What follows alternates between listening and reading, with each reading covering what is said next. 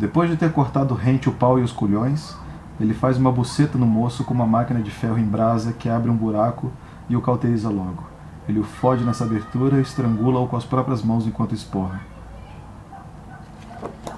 Marquês de Sade.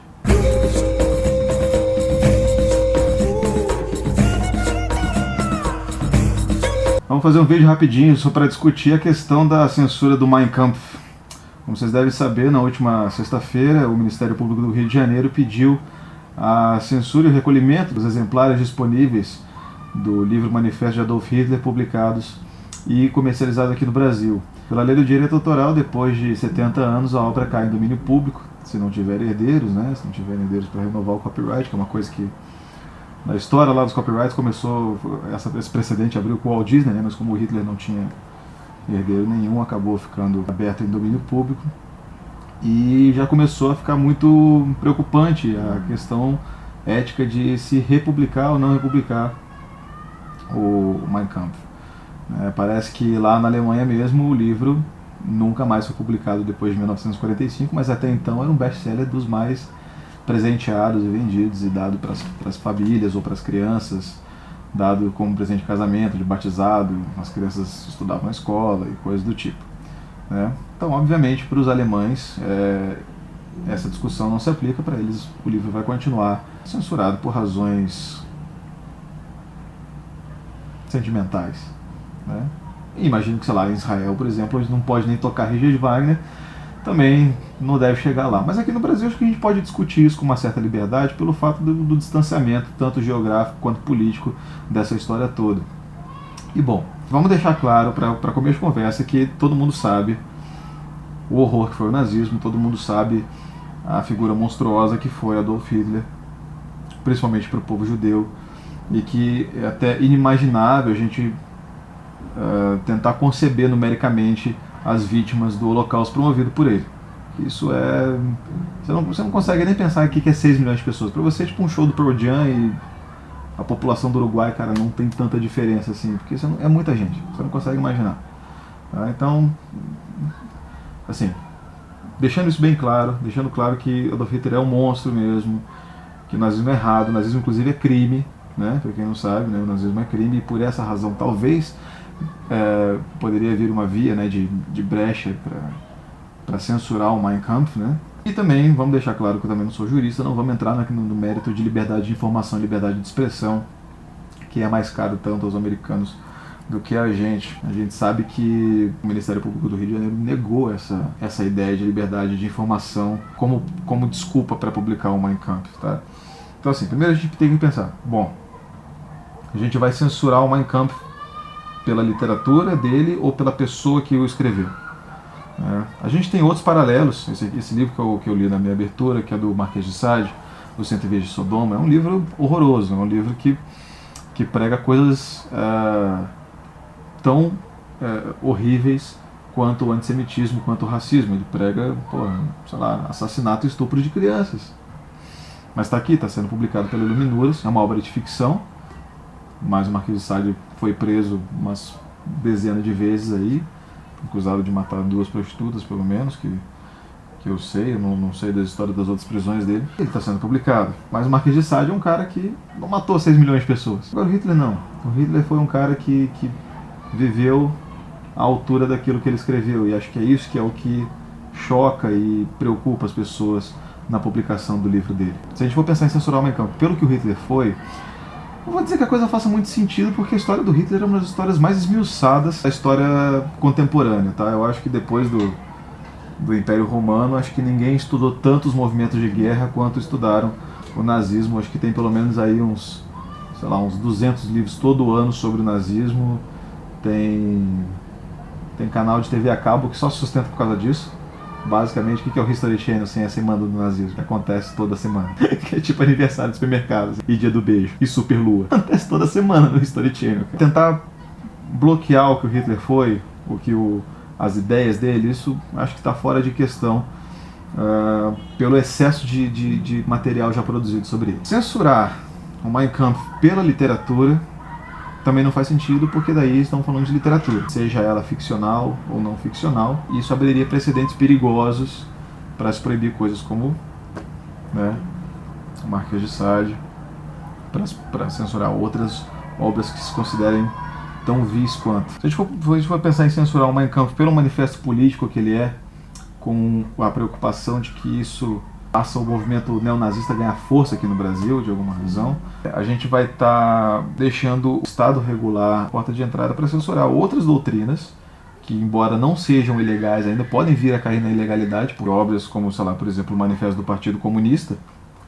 que já esteve ilegal em vários momentos da história, pode vir a se tornar ilegal de novo. Mas também, por outro lado, existe a questão do mal que é o nazismo e a preocupação em limitar as pessoas a esse tipo de coisa, né? Eu estava lendo, eu lembrei quando teve esse caso, de um ensaio que tem nesse livro aqui da Elizabeth Costello, do Coetzee, que, para quem não sabe, esse livro aqui é meio que um ensaio em forma de romance. A Elizabeth Costello é meio que um alter ego do Coetzee, é uma escritora da Austrália que é chamada para uma série de conferências em várias partes do mundo e ela faz só palestras meio inadequadas e desconfortáveis e frustra todo mundo. Assim, ela faz umas coisas meio que as pessoas não estão muito afim de ouvir.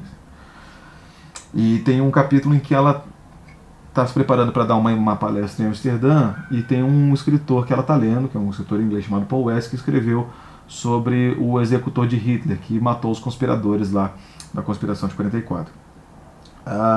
E daí ele tem um capítulo que ele descreve a execução dos caras, enfim, por os velhinhos, né? O Hitler fala assim para o cara usar uma corda fina para eles saberem que eles estão morrendo e tal. Uma coisa monstruosa, e ela fica agastada com tudo isso e começa a se perguntar se o escritor é mesmo o herói que vai explorar territórios desconhecidos e desconfortáveis por nós e trazer isso para nós, ou se isso, na verdade, se a literatura tem o papel de tornar a gente pior, assim como tem o papel de tornar a gente melhor também. Tem esse poder, no caso, né?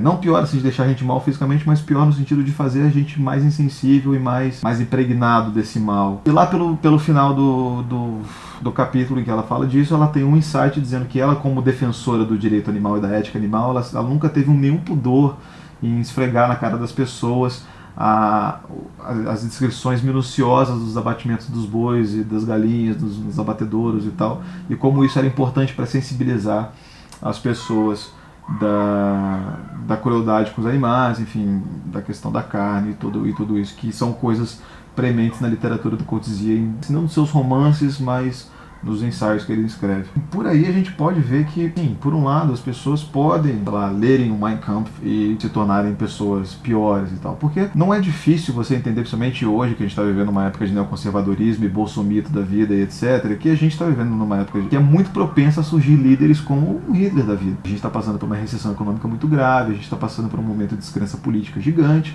a gente está passando por por uma desilusão geral com a história recente da democracia do Brasil. As pessoas estão pedindo volta da ditadura, estão pedindo coisas tão abomináveis quanto, e qualquer cara desses aí, como o Bolsonaro, desses que se propõe a comandar tudo como adverso, as pessoas estão seguindo. Então, assim, entender que os alemães não eram estúpidos de estarem seguindo Hitler, eles estavam num momento em que naquele momento eles só poderiam ter feito aquilo mesmo. Mas isso também é preocupante, sabe? E a criançada não para de gritar aqui, cara. Aqueles que não conhecem a história estão fadados a repeti-la. E Sun Tzu falou aquela coisa muito boa que você precisa conhecer seu inimigo. Conhecer não só as ideias do Hitler, como conhecer as técnicas de persuasão dele, o discurso inflamado, provocante e emocionado e cativante que ele tinha, é importante para a gente entender mais ou menos o que o Brasil está passando. A minha opinião pessoal sobre a censura do Mein Kampf e tal, eu diria que não, hoje, né? Hoje diria que não procederia. Tá? Nossa, a criançada tá gritando demais aqui hoje, hoje é domingo, tá tendo festa pra caramba, enfim. Desculpa aí, gente, foi mal. Não procederia, tá? Primeiro porque é um documento histórico, segundo porque os outros países que não têm razões sensíveis à proibição do Mein Kampf publicam o Mein Kampf, né? Se você entrar na Amazon, você acha o Mein Kampf em pelo menos 3 traduções diferentes em inglês. Né? A lei de Portugal, que foi todo o imbróglio lá do MPE e tal, a lei de Portugal já tinha uma tradução em português de Portugal do Mein Kampf, e tudo isso tá aí, sabe? A literatura dele tá aí. Censurar ele aqui no Brasil não necessariamente traria um benefício imediato a curto prazo. Tá? Também porque poderia abrir precedentes perigosíssimos, tá? Principalmente que a gente tem uma bancada evangélica muito grande no Congresso, que são pessoas intelectualmente ignorantes, muito dispostas a fazer a censura de coisas que eles não concordam, que no final tudo mais ou menos vai se restringir a isso, né? No que não é crime, tudo vai acabar sendo censurado por divergências de opiniões políticas e tal, e isso é perigoso. Os caras podem, sei lá, podem censurar o livro negro de São Cipriano, por exemplo, né? Publicado hoje por como é que é o nome da editora? Palas, sei lá.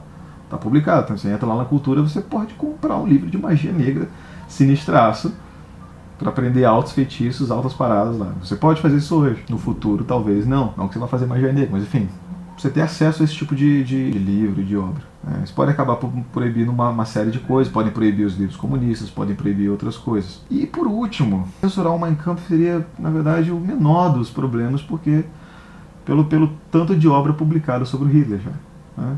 Já tem tanta coisa publicada sobre o Hitler, mas tanta coisa publicada, tanto livro, tem biografia do Hitler, tem os livros sobre as campanhas que o Hitler fez na Rússia, na França, na Polônia, tem por todos as memórias dos sobreviventes do Holocausto. Todo mundo já sabe o monstro que Hitler é, e não acho que esse livro possa mudar a opinião que as pessoas têm diante de 70 anos de lembranças vívidas e enfim, insistentes sobre o assunto. Né? Mas eu entendo também que, assim como a Elizabeth Costello, né, no livro aqui, ela falou que, sei lá, as pessoas ficam mais sensíveis conforme elas vão envelhecendo. Né? Pode ser que eu mude de opinião a respeito disso, pode ser que eu acho que existem territórios que não se podem adentrar e no final das contas é melhor que a gente não saiba de algumas coisas. Mas essa não é a minha opinião hoje, assim. Mas eu não queria apresentar argumentos contra a censura do Mein Kampf. Eu queria apenas ressaltar alguns pontos que fazem essa expedição do Ministério Público parecer um pouco meio sem sentido hoje em dia. E de como isso pode ser um pouco perigoso para a nossa sociedade brasileira hoje e perigoso para a literatura de uma maneira geral. Tá? Principalmente aqui no Brasil, em que as leis são muito dobráveis, são muito flexíveis e as coisas podem se entender de uma maneira cada vez mais ambígua. Né? Era isso, queria que vocês, enfim, comentassem sobre isso.